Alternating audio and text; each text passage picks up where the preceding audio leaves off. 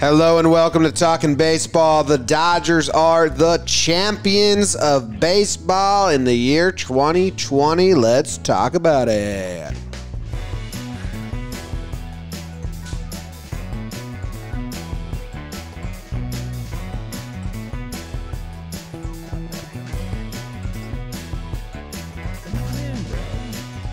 Hello and welcome to Talkin Baseball. The season has wrapped up and the Dodgers have won it all. They kind of went pole to pole on the season, just never stepped down from the leaderboard. My name's Jimmy. I got Jake sitting right next to me. We're at the Roosevelt Studios in Arlington. Trevor in California, Bug Dude behind the dish. Got to recap Game 6 here, talk about it. Trev, you have a visitor? We got a visitor. Nameless Genetics founder is with us in the studio, in Magnum Condom Studio in Hidden Hills. Jeff Malinovitz is here. He's celebrating the Dodgers World Series. You want to come say hi, Jeff? Wow. World Series, baby. Go Dodgers. Wow, nameless. That's all of LA. So that's what's going to happen here for the next couple of weeks. We got the Lakers champs, the Dodgers champs. Going to be a lot of LA. How's New York doing? In what? In what? What's the question? Instead of riots. In anything. In anything. Okay. Well, from what I've heard you say about Gavin Newsom, it seems like I'm not a big Gavin Newsom guy, okay? Happy for your Lakers, happy for your Dodgers, Trev. Huge. For all the people that have asked me to light up on screen, it's probably going to happen now. Wow. I already took a gummy. Probably won't hit me He's till on a afterwards. gummy. Trev's gonna sniff in here. All right, we might have people that are tuning in for the very first time to hear our take on the World Series. The Dodgers won. Jake, you and I were at the stadium. What are your thoughts? Holy smokes. Man, the best team won. I mean, we're going to deep dive and overanalyze a lot of things, and I love it. And that's the beauty of baseball. In this 60-game season, in this weird playoffs, in this weird year, the best team won. I mean, we've said it from the start. I feel like we ended every episode once a week with like, is this all just going to be bullshit? And we're going to be talking about how the Dodgers won because they're a great team that added Mookie Betts. They end up doing it. Urias, incredible performances by him to get them through a couple rounds of the tournament to kind of quelch some of their demons. But, man, it was cool. It was cool being there. I mean, first time, my first two World Series games and seeing them win one, it was pretty badass. The Dodgers crowd was very cool tonight. And, man, I tell you something that, again, it's something that I don't fully appreciate yet, and I hope to appreciate more, is that, Dodgers haven't won since 88. Lil Poppy here was born in 89. Yeah, you think of them as this big juggernaut and like the upper echelon and a dynasty of sorts, but they never won. And you go a step before that. I think their title before that was 81, I believe, and then before that it's 65. So if you do the last 50-plus years, the Los Angeles Dodgers, and I'm not saying this as an obnoxious New York sports guy. I'm just saying it almost takes you back. Like you picture L.A. sports and the Dodgers as this premier franchise, and, they've gotten jobbed, the 2017 Astros and some bad luck along the way, and you wonder, we were wondering if this was going to be towards the end of these Dodgers with Kershaw getting older and Kenley falling off. And now the question is it the start of these Dodgers, which is exciting and scary? I talked to our resident Dodgers fan, JD, and he was kind of, he had all the emotions going because he's a real Dodger fan. And what we said was, if the Dodgers lose this World Series, they're like the Buffalo Bills, which is a crazy thing to think because they have had so much success. They've won the division how many years in a row? 8 years in a row, something like that. But yes, the World Series has been slippery for them, but not tonight. Tonight, Kershaw gets to hold the trophy up. Turner, after maybe being quarantined a little bit, gets to hold the trophy up. No, he held it up. He already did. And Dave, yeah, he's out on the field doing it. It was just, you know, I had the Rays. You guys know I was rooting for them, but to see the Dodgers do it and to see it kind of the enjoyment of all the fans there. I mean, you guys were there live. It was cool to see. I mean, I got goosebumps watching Kershaw run out there when you tweeted that, Jim. I thought that was really cool. He was out in the bullpen with the guys, ready to come in this game, ready to do whatever was needed. And now he's a World Series champion, and everyone can shut up about playoff Kershaw. Yeah, I like that. We have a burn? We got to burn. All right, let's burn it, and then we'll get into the gameplay of Game 6. You ready for this, Jeff? And then there's a lot of stuff we got to talk about, and a lot of stuff. Okay, we'll get there. All right. Jake. Let's go, baby. Burn, Jakey, burn. Game 6 of the Fall Classic. The Dodgers on the verge of winning the World Series, while the Rays can almost Snell a Game 7 as Blake tries to fend off Tony Gonsolin in the Dodgers pen. Top one, the best ever. Do I make you Randy, baby? Yeah, Randy Arozarena solo donger to right. 1-0 Rays. It would remain that way into the 6th because Blake Snell was that dude. 5.1 shutty, 9 Ks, only 2 hits, including a single to Austin Barnes that would be quite noble of him, but will live in World Series history. Snell gets pulled. Nick Anderson, and we're done. Double to Mook, man. How you smoke so good. You're a superstar, boy. Why are you still up in the hood? Legal flashback grounder to first. Mookie beats the throw. It's 2-1 Dodgers. Urias, si se puede. Yes, he can. Ends the Dodgers postseason bullpen demons. Collect your bets as Mookie adds the Geico insurance run. Dodgers win 3-1, take the series 4-2, and are your 2020 World Series champs. Hell yeah. Final burn of the season. Good job, Final Jake. burn. I'm burning out. Burn there, Jake. I'm burnt. Boy. I'm getting burnt. Put a cigar out on your arm. Yeah, I'd do it. Okay. I got nothing. Did you wear that to the game? I did. Yeah, that's how he was did. dressed at the. Wasn't comfy. That's how he was dressed at the game. Wasn't comfy.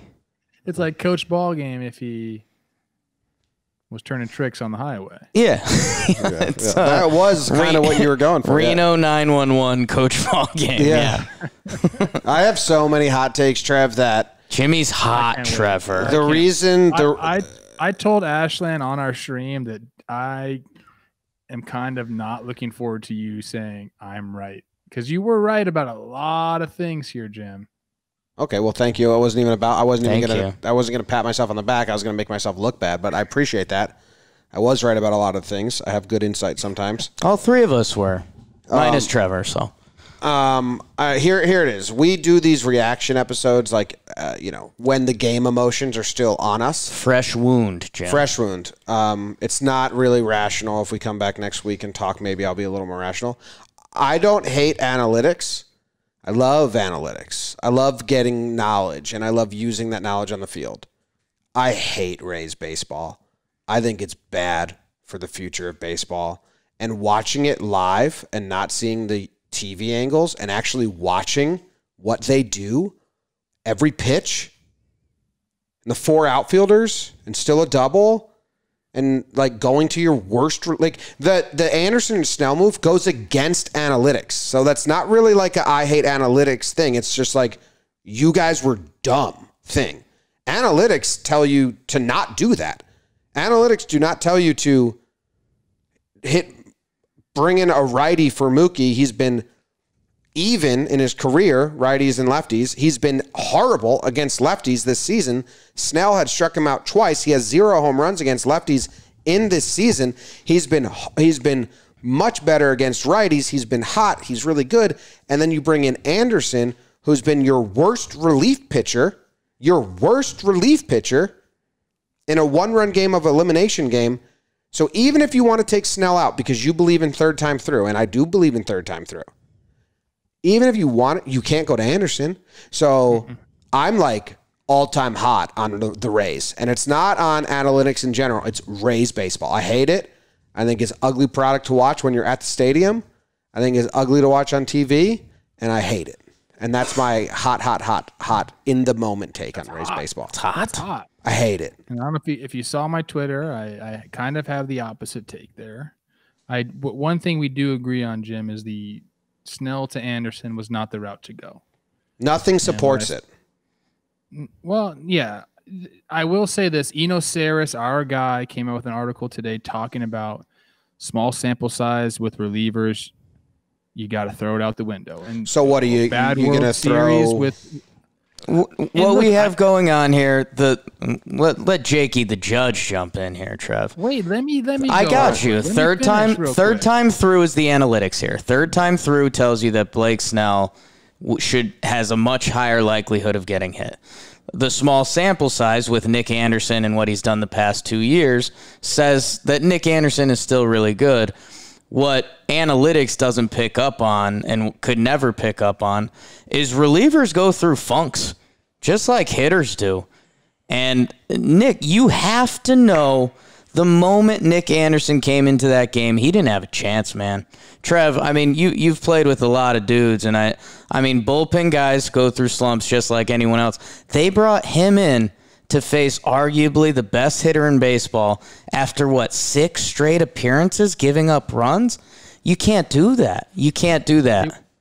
It was a perfect storm for people to be pissed at the analytics. Like, literally a perfect storm. You have Snell, who we've seen in these playoffs go basically into the 5th inning every time. But today he's cruising. His pitch count is down. He has control of everything. They show the stat up on – you guys didn't see this, but they show the stat on the TV.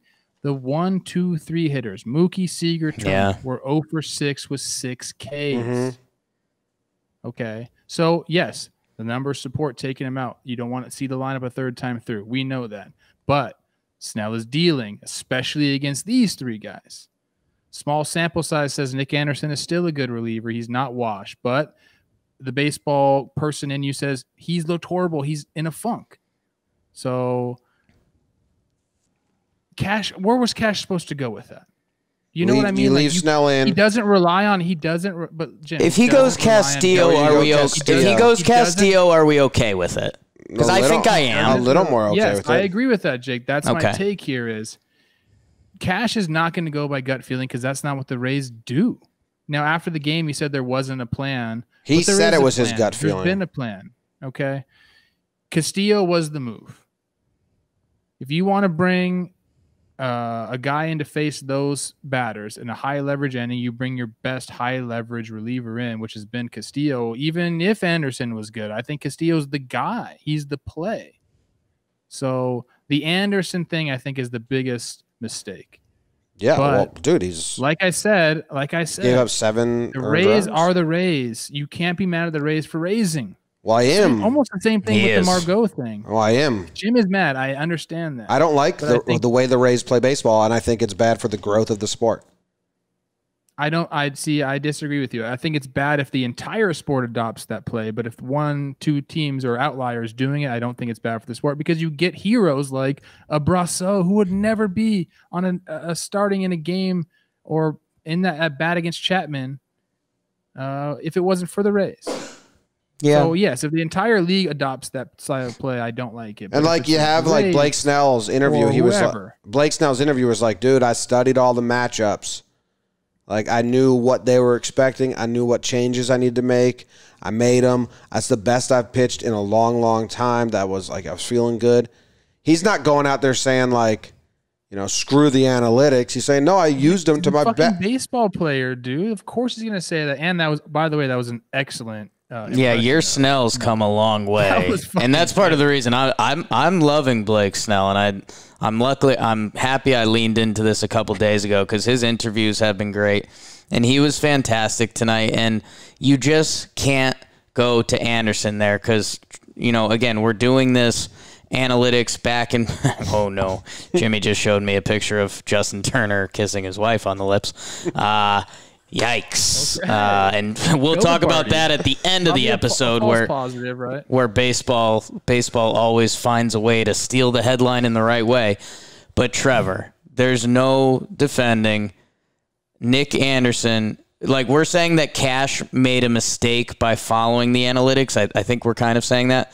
He essentially made the same mistake 7 times in a row. And you can't do that. That'd be like continuing to throw. Like, don't forget that. Like, this guy knows that feeling when a pitcher's done. He was a catcher. Dude, it'd be like if the Dodgers pitched to Randy Arozarena the same way they were pitching to Willy Adames. Because, what's the hot hand mean? Statistically, throughout the season, this is the approach we found that works best. No, Adames sucks right now, so you're throwing him 3 pitches in the zone, 1, 2, 3. Randy's on another level of hot, so you're trying to find the edges and throw breaking balls under the zone and get him to swing and miss. That's what they did with the bullpen. They just kept going to Anderson, and he kept giving up runs. It's insane. It's literally insane. And Cash is like, well, he's been the best reliever for the last 2 regular seasons. What does that mean, dude? I told you what it means, man. They don't believe in small sample sizes, which, that's dumb. It's stupid. It's stupid. I agree. I'm not saying Anderson was not the right guy to bring in. Castillo, I think, was the play, or you obviously leave Snell in, but the Rays aren't going to do that. Even though, like I said, Cash, former big league catcher, he knows when a pitcher's good, knows when a pitcher's bad, but they're going to do what they do because that's how they get to, 2 wins away from a World Series with a $40 million payroll, whatever the hell it is. And I mentioned it in the burn, thank you. Austin Barnes, who gets to start this game, which, that would normally be either Will Smith catches and you have Kike in the field, or you have Austin Barnes behind the dish. Austin Barnes, batting 9th, light-hitting catcher. Snell hangs a slider to him that gives up the hit that I think does force Cash's hands there. I could be wrong. Again, everything we're talking about right now says, Snell, 3rd time through the order, blah, blah, blah. I mean, if he's a one-hitter and he's 5.2, I like to think they give him Mookie. So, again, hey, credit for Austin Barnes for staying in for another Snell at-bat when he was lights out. And Snell, I'm not going to point a finger at him and complain about his day at all, because how could you? But Austin Barnes clips you. That's the 2nd hit you give up. Now you're going to the 3rd time in the order, and that's when that analytical computer becomes too much to stop, where Kevin Cash says, oh, nope, going back to my guy. And the guy is just a giant mistake at this point, and you feel bad for Nick Anderson because he really has been the best reliever in baseball the past 2 regular seasons, but right now that doesn't mean shit. The Yankees, and Trev, we always bring it back to our Yankees. I think it was a season and a half ago or 2 years ago. Aroldis Chapman went through a funk, and for 2 weeks, he didn't get used as their closer. The guy has the most arm talent that's ever been in this sport, but he went through a funk, and he was not allowed to be the closer. Nick Anderson is their fireman, their go-to, and he is clearly in a bad time. And to put him out in that situation, you're mentioning Kevin Cash in the Snell side of it. Putting Anderson in that spot is almost just as fucked up. Do you think he was like, damn, am I really going We're doing this again? No, he has confidence, obviously. I don't know, man. If you want to take a ride into Trev's time machine again. Oh, I do. Let's go back to 1992. Yeah. Early 90s baseball. Oh, yeah. What the fuck would they say if the manager walked out and took Blake Snell out of a game? Well, I mean, I don't want to be that guy. Everyone said it. The whole stadium. Holy shit! Every Dodgers fan. Jack Morris pitched 10 innings in a World Series game. Every Dodgers fan in the stadium cheered it, Trev. The Dodgers fans were stoked. They were like evil laughing, like they won the game right then. Bringing Anderson in, and then Bellinger made a joke in his post game. He was like, "Yeah, our goal was to get him out in the 6th inning. I guess it worked. Didn't think it was going to happen that way." All-time bad move. Yeah, I know. I saw that. One of the worst moves in postseason. And, everyone's just harping on the taking Snell out. And it's like, it's double you put in your worst reliever. You put in an instant run. It was a weird role with the bullpen they had today, like bringing him in and like a couple guys they used after him just didn't seem like they had a plan. Cash said they didn't have a plan after the game, which is really surprising to hear that. The plan should always be to go to Aaron Loop, and that's obvious. Aaron Loop is the guy, huh? And guys, the other thing that's keeping me a little more grounded about this whole game and situation. The Rays put a 1 spot on the board, and it was a Rosarena with a solo dong in the first. This lineup has been outmatched all postseason, and it's kind of gotten overlooked. The Yanks took them 5. Houston pushed them to 7 and out-hit them the whole time. And here we are. They only put up 1 run. And by the way, Gonsolin, Floro, Wood, and Baez. I mean, they had a couple, in the first inning, I think they had 2 more runners on. I think in the second, they had 1 or 2. And when they didn't strike then, Gonzalez, who had a great playoffs, Brewstar, who was so good. You have to give that guy like a ton of credit. And, I mean, if you like tears and a flag in a moment, check out him after the game. I mean, that got me and Jimmy both in the stands. And Urias, dude, I mean... Talk about a dude who is now going to be in L.A. lore. Urias mania, I think, is just kicking off. It's this weird thing where Urias, I think, pitched in 2016. I think he was 19 years old, and then he was a top prospect, and then things kind of faded out. He's popping between the bullpen and starting, and now the dude is a hero. Yeah. A hero. They cheered him pretty hard, and we'll get to more of the Dodgers right after these kind words. This episode of Talkin' Baseball is brought to you by Horth, Clark, Biggs. Say Horth. Horth, Clark, Biggs. I don't know if I didn't write down their first names because that's crazy. That's just Horth, Clark, and Biggs. Can't Horth me right now. Horth, Burfiend, Matthew Watson, Kyle Vedano, and Savannah. I had to write down like just their last names. Everyone didn't sign up without multiple names, right? Sure. I don't know. But those are our most recent patrons. Those are our most recent patrons. We appreciate them every day. Oh, we got some new ones as I'm reading this. How about that? Okay. All right. I got to get this right. Kelly Horth, Daniel Clark, Brian Biggs, Todd Burfiend, Matthew Watson, Kyle Vedano, Savannah Engel, Ben Johnson, and Nathaniel Bolter. This episode is also brought to you. That's right. We're dabbling down. DraftKings. Wow.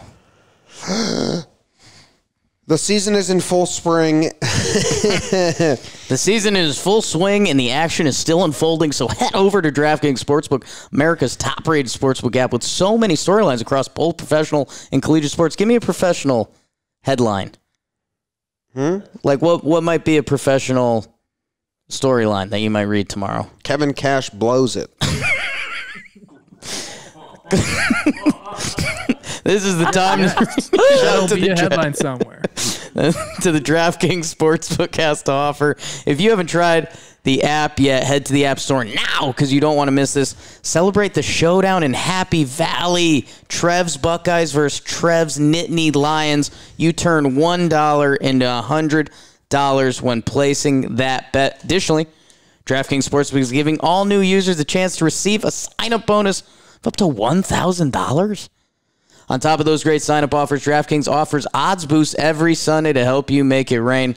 DraftKings is safe, reliable, secure, making it easy for you to deposit and withdraw your money at your convenience. Jim, bring it home. Download the top-rated DraftKings Sportsbook app now and use promo code Jomboy when you sign up to get this can't-miss offer.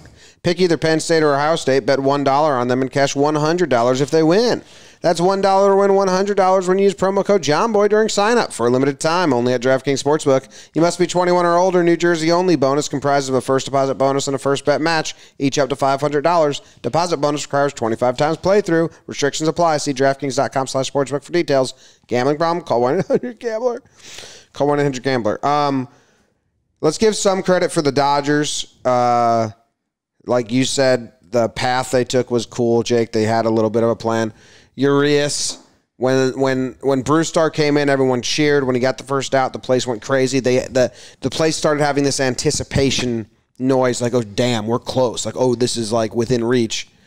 When Brewstar comes out, they kind of boo. They're like, you're taking Brewstar out? And then when they see Urias come in, the dude who pitched 3 innings to close Game 7 of the NLCS, he comes in, they kind of get this sensation like, oh, yeah, this is our series closer. And they just go crazy. And that was a cool moment. And then from then on out at the stadium, the atmosphere was actually pretty cool for being limited capacity. And the other thing that I don't think translates on TV, maybe it does, maybe it doesn't, Bellinger plays a phenomenal center field. Oh, it translates, bro. Like, anything you think is gonna fall, like a blooper, you're like, oh baby, and then he's there.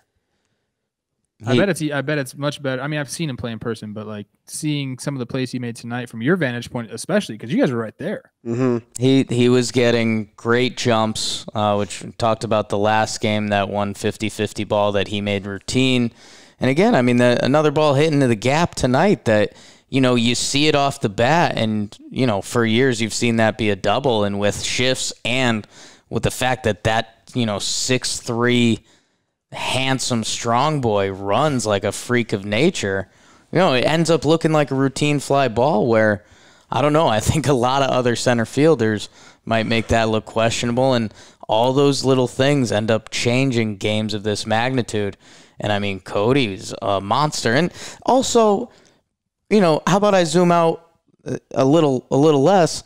When I look at Cody Bellinger and Mookie Betts, they've got 2 MVPs in their outfield. Like, you know, so sometimes we overbreak these things down. Cody Bellinger got to bat 6th for these Dodgers this year because he had a slow regular season. They're freaks. They're freaks. And, you know, I was a little off. I rated Belly in my Hawkeyes list at the beginning of the season. I was kind of off of him during the season. I felt like he didn't keep himself up that well. But pandemic will do that to you. But tonight, Ashland on our stream confirmed he is hot. So what's his next look?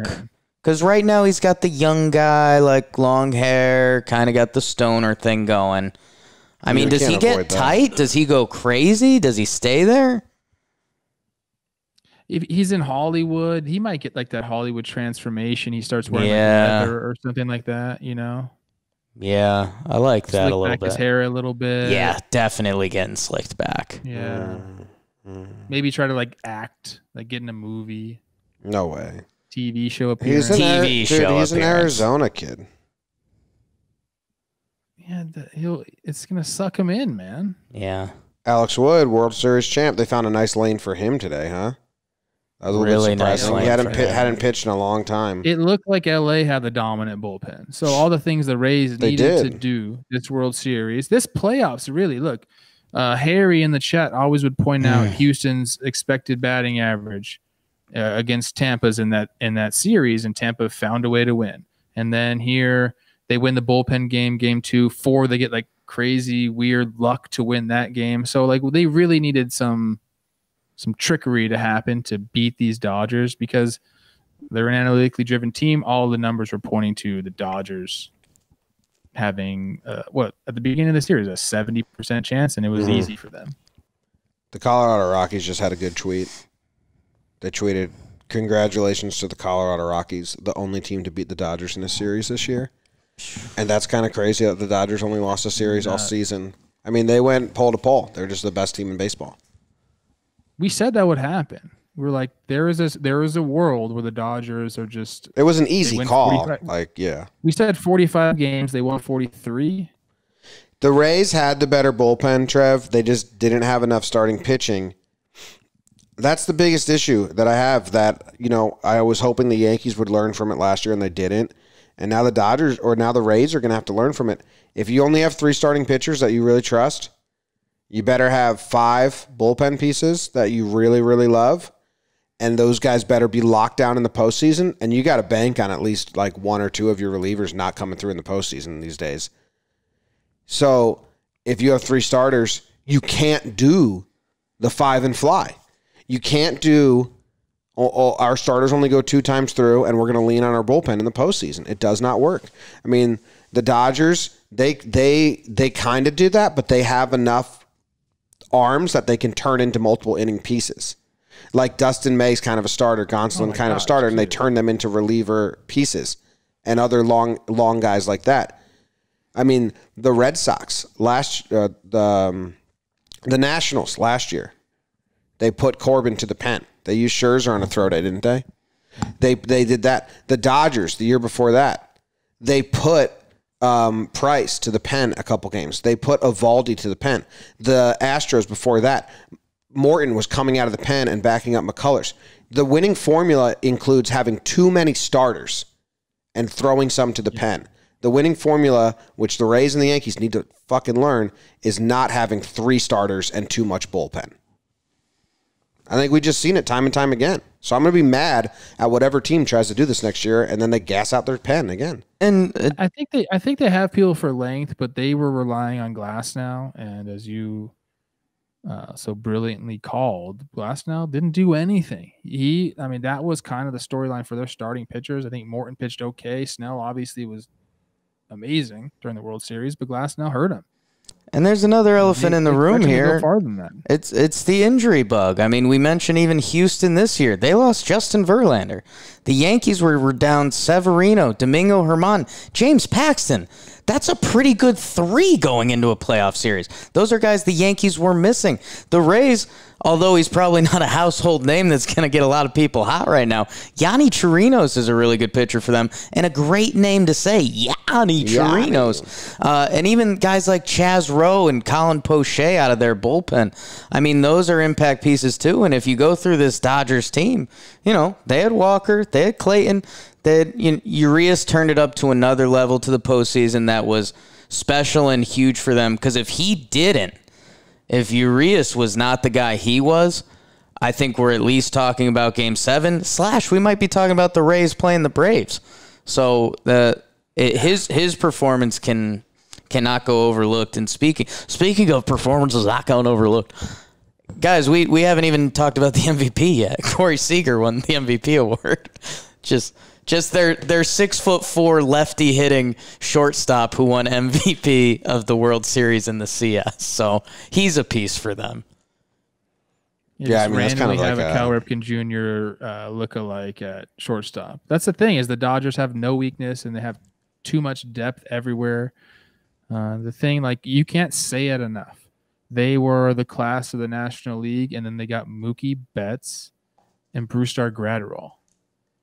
You just added and Treinen pitched some good innings for them. Treinen was good. All their additions really helped them. And their young guys stepped up and were pretty good. They had everything you could want, and it showed. You got to give kudos to the front office. I mean, obviously the players did what the players did, and they were incredible. But they put this team together. Going out and getting Mookie. Seager's line is pretty crazy. They have a goddamn wagon. I mean, I can't believe Mookie for 13 years. This name shouldn't be getting mentioned, but Gavin Lux was the easy favorite to win the NL Rookie of the Year this year. They basically said, "We don't need you yet, kid." He could have been batting 8th instead of Kike or Chris Taylor, so that's in the hole. And they just have more and more coming. They are the model organization in the sport right now, although I do think a lot of organizations are going to copy Tampa, and I think that's part of Jimmy's frustrations. And I will add to what he was saying. The shifts tonight, Trev, were next level, man. What they were doing with Bellinger was they had the second baseman, almost playing a shadow behind the first baseman, and then they had this massive gap right where you think the second base shift would be on a left-handed hitter. And you're kind of looking at it and you're just like, this isn't baseball. It does, it hits that old man trigger that you don't want it to hit, but you're just like, what the fuck are we doing here? I think that's okay. What about 4 outfielders and still giving up a double? It's not always going to work, and that's the thing, is when the shifts don't work, they look fucking horrible. Dumb. When a jam shot ground ball. No, even when they work, I don't like it. A base hit. Even Meadows hitting that hot shot right to who played second today? Taylor. It's come on, it sucks. It does suck. Rob's looking into it. Yeah. Yeah. Rob's looking into a lot of things. I saw Joe Mauer get. Rob's looking into the mirror and putting lipstick on his face today. I can't believe BBD, you got the passing button over there? Were you guys there for that? Passing, so everyone's hot about Turner coming back out, and they said, nope. They told him to isolate, and he did not. Yeah. That's a fine coming. He doesn't give a shit. All the baseball reporter, like all the people are like really, really mad. They're saying they're really mad for Turner? Yeah. Before we do more of the Turner stuff, in lighter news, Jake's tweet was on TV apparently. So what did I do? I don't know. FS1 used your video. I don't know which one, but boy. someone texted me hey, this that is kinda, your tweet was on TV. So congrats, Jake. Holy shit. Tell me my dick wasn't out. Yeah, don't like people are very, very, very mad about that. Bill Shakin saying the test he took yesterday got an inconclusive result today. Inconclusive results are not uncommon. Da, da, da, da. What tweet of Jake's got on FS1? I don't know. There's a video or something. Holy shit. I was not watching TV because I'm here. Well, that's kind of on you. Yeah, I'm sorry. I'm fired. Fired up. Live on the air. First thing I thought when all this came out was, are the Rays going to protest this game? Or like, is there going to be some sort of thing with the game? There can't be, but I thought about it, right? Like, he was an illegal player in the game. I mean, a lot of people are going to go there, and that's going to suck. I mean, yeah. I mean, that's gonna suck. I don't want that to be like known. Like I said that. The MLB headlines that are going to leak out in the next week or so are going to be as bad as it gets, and that's why Rob Manfred has no idea why he gets on stage and 11,000 people empty out their lungs to boo him, and he's taken aback by it. Who just watched their favorite team win the World Series for the first time in 32 years. But the happiest people on earth took a moment and seriously booed you, Manfred. And he was surprised by it. It's like, dude, what are you talking? Why would you be surprised? He's going to get flack for this Justin Turner stuff too, dude. Well, no, all of baseball Twitter's calling for him to get like if this doesn't, I just read a bunch, like, if this doesn't get Manfred fired, I don't know what will. This is the biggest disgrace we've ever seen. What a slap in everyone's. That's what all the writers are saying. What a slap in everyone's face. Holy crap. I think they're going to say, like, hey, I was with these guys already, so if I exposed them, I exposed them. And we asked if it was cool, and all the teammates wanted me out there. I think that's what, like, they're going to say. And then each person will have their own opinions on that. So I feel bad for JT because he's a friend of the program. It's an impossible situation to be in. Golly. Maybe they know that it's a false positive or something. I don't know. No. He got tested 2 days in a row with a positive. So he's positive. People just don't care. I don't know. No one cares, man. No one cares. A lot of people care. A lot of people care. Yeah, a lot of people think they care. I mean, do we need I think I care. Do we need to spend more time about my Rockies beating this Dodgers team? Should we relive that series? No. Okay, no.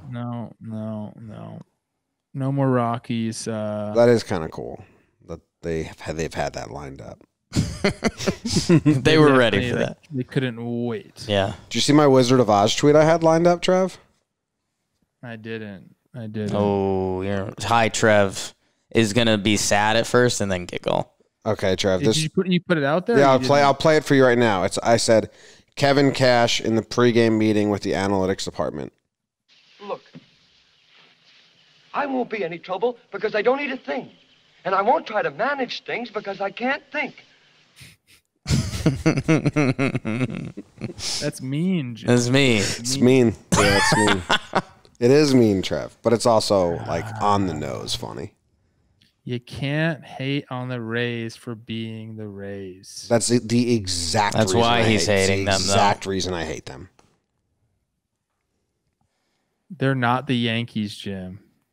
I don't need them to be. I'm mad at the Yankees because they do the same shit as the Rays. How have you not followed this, Trev? Yankees shouldn't act like the Rays. Let the Rays be the Rays. Let them be their own thing. Let them be themselves. The Dodgers are the Rays, but they don't take it to that next level of Raysism. Well, we've got mad at Dave Roberts when he went against the Raysism, didn't we? And then all of a sudden, because they actually won the freaking World Series, we're like acting like that didn't exist. No, that Roberts. You can't be mad when it doesn't work out. If that's your system, that's your system. Well, stop acting like I was. I've been mad at the Rays since they were like winning and stuff. It's true. You've been mad. And I am mad at the decision to take Snell out. I want that to be my official statement. Official statement. All of this. Mark that down. I'm mad that they took Snell out. But this is the Rays, dude. This is what they do. Yeah. So it's not a surprise. I'll remind you what Joe Madden said when he put on the most shifts in the history of baseball. He had the team that shifted the most when he managed the Rays. And then he went to the Cubs and then employed the least amount of shifts in all of MLB. And they said, why don't you do that anymore? And he said, well, because we actually have good players now, so we don't need to do things like that. It's like, hey, you're really rich, you manager. Just go get good players. Let's listen to Manfred get booed. 2020 is going to be remembered. You couldn't even talk.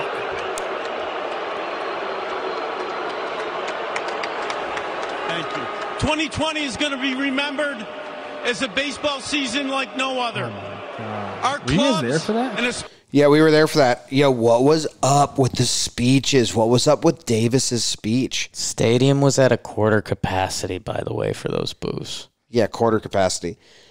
What was up with TV, dude? What was up with Roberts and Davis's speeches? Like they just got like lifetime achievement awards at some foundation of like seriousness. I don't know. They needed to play those dudes off with music. This is weird. Let them have their moment, bro. They're just about to be the Buffalo Bills. Instead, they're the world champions. Davis dropped some line that was really weird. Roberts thanked Stripling. I like that. That was cool. What was that Davis line that he dropped that I turned to you and I was like, what? It was weird. I was trying not to get lost in it, like, and then you were getting more lost in it. I was like, what is he saying? Ships passing in the night. I don't know. I think, I'm going through Jakey's final burning thoughts. What the fuck do we do with Randy Arozarena? Oh, yeah. His come down from being the best ever is going to be a little odd. Like, what does he do tomorrow when he doesn't get to wake up and hit World Series home runs? You know what I'm saying? He's going to do a bunch of push-ups like he always does. That's what Randy does. He's going to eat chicken and rice and do push-ups all day long. Do the Rays start him at the alternate site next year? Maybe the analytics might say so. Another year of service time. Another year of service time. Do you think Snell's gone, Trev? We did this pre-show. Jake thinks Snell's gone, thinks that his money's too big. How does Snell ever want to pitch for them again? Honestly, I don't know. Honestly, I mean, I know we're in the moment, but he's the kind of guy that will question them on that and continue to do it. Like he's not going to just like forget about it. So they're going to have to answer to him and give him, I don't know. They're going to have a real sit down talk with Snell. I don't know how you ever. I think they're going to have a real sit down talk with each other too, the front office and Cash, and said, did we fuck this up? Do you actually think so though? I do. Because it doesn't even the I think analytics. they're probably having that tonight. The analytics don't even support it. Like that's what. Did you hear Ken Rosenthal ask him? I didn't. I heard that he was. Someone in the chat said something about, it, but I didn't see the clip. Here, he went at him. Did you pull Blake Snell? You know, the second question. It felt like at that point Blake had given everything that we could have asked for out of him. Tough decision, gut-wrenching decision. Nick Anderson's been arguably the best reliever in baseball the last 2 years. Wanted him to get through the inning. Totally understand the question, the criticism that's going to come with it, but confident that we had two really good options to choose from. I understand this is the way you play. You guys had the best record in the American League, beat the Yankees, beat the Astros, got to Game 6 of the World Series. But there were other factors here. Anderson had given up runs, 6 straight appearances. Blake had been really dominant against the top of their lineup. Mookie has been much better against righties than lefties. Did all that enter into it or no? Just gave him all like the analytics right there. And what did Cash say to that? Everything enters into the decisions that we're making. We want to do right. We want to make the best decision, or I want to make the best decision that helps our club win. And Blake was outstanding for us. You know, looking back on it, you really wish that Nick would have been able to get through it, or we would have been able to get through it. But I'm okay with the decision. I think that's what makes us special, is that we rely on each other. We value information. And knowing how talented the Dodgers lineup is, to avoid any pitcher from seeing them three times through makes a lot of sense. That still doesn't excuse like why you went to Anderson, who's an instant run. That is the thing. It's not the taking Blake Snell out. Like the Rays are going to raise, they're going to go by that. And it's a shitty decision in hindsight. But yeah, the Anderson thing is, I don't know. Yeah, it's crazy. Well, congrats to the Dodgers. Go Dodgers, man. I was trying to find out if your shirt was the most popular, Trev. Oh yeah, tell me. I think it. I can't get in, but I think it is. I think I saw a lot of. Jeff bought 2 shirts. Thank you, Jeff. Love that, Jeff. Nameless ad. Awesome, well done. Thank you. Yeah, I didn't do anything. Our graphics department did. Anything else we need to do, man? I mean, you know what we need to do? We need to do like a huge thank you to everyone that's listened to us. Yeah, I've had fun with the chat and live streaming tonight. Cool. Yeah, it's always a bit of a realization or come down like, oh man, we just did a lot of work and people listen to us every day and stuff. So we got to go to the World Series because of you guys. So we appreciate it very much. We'll stay with 2 times a week in the off season. There might be 1 week where there's only 1, maybe not. But it'll be 2 times a week. You know, the stove's going to get hot. Voicemail episodes will come back. Hopefully we can get more interviews coming now that guys will be free again and stuff like that. So that's the plan. But, I mean, this was a crazy stretch. How many episodes did we just do during the playoffs? Every day, basically, right? Couple two tree. Thanks, everyone. Get excited. The next couple weeks, Trevor is going to rank his top 200 relief pitchers. So we'll have that come out real deep dive every hour. Every hour. No, man, it's not to outsap Jimmy. But yeah, me and my best bud just got to go to a couple World Series games, and now I'm also trying to make Trevor jealous, so he'll make sure to come next year. But a little fucked up. Pretty cool stuff. We had a blast, and I mean, I've dropped the F-bomb a couple times, but having conversations in May saying, "Hey, if there's no baseball, what the hell are we going to do?"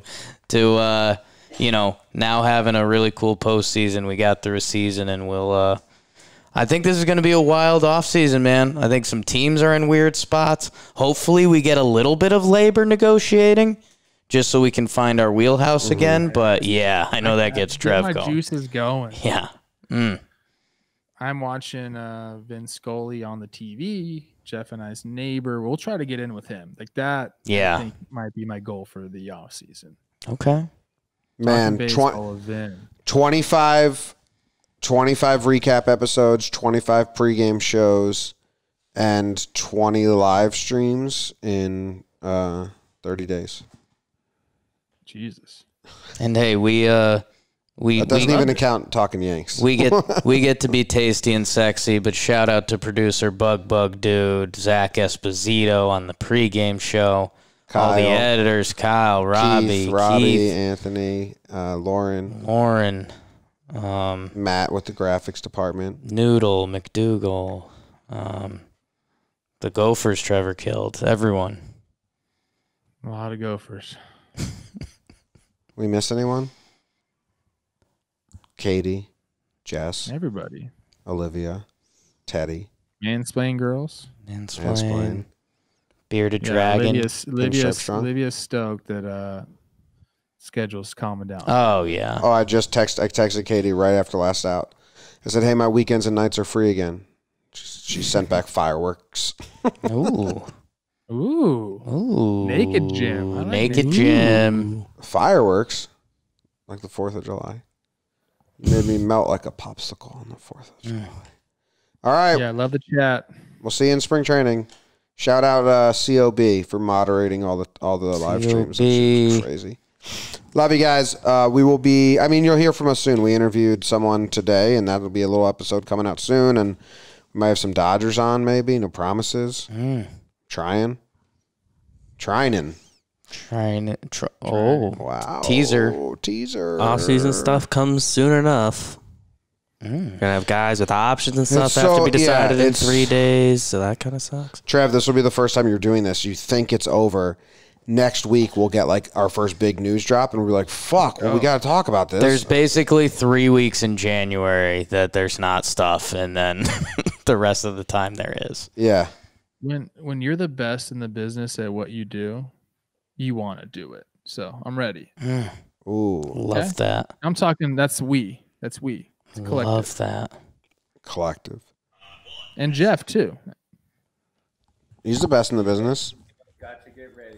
That's right. Getting you high. Ready, you don't have to get ready. And when you're high, Sticks. it's fun. I like reading Trevor Plouffe stuff. He's got a lot of good takes. All right. Goodbye. Love you all. We will see you very soon. And if you just listen to Talkin' Baseball, I guess at the very, very end here, I can plug all the other shows that are on the network. Check them out. Go to jomboymedia.com, and there's a whole, we have like 20 shows now. You better end it with A-Rod Baseball. You better do it. Baseball.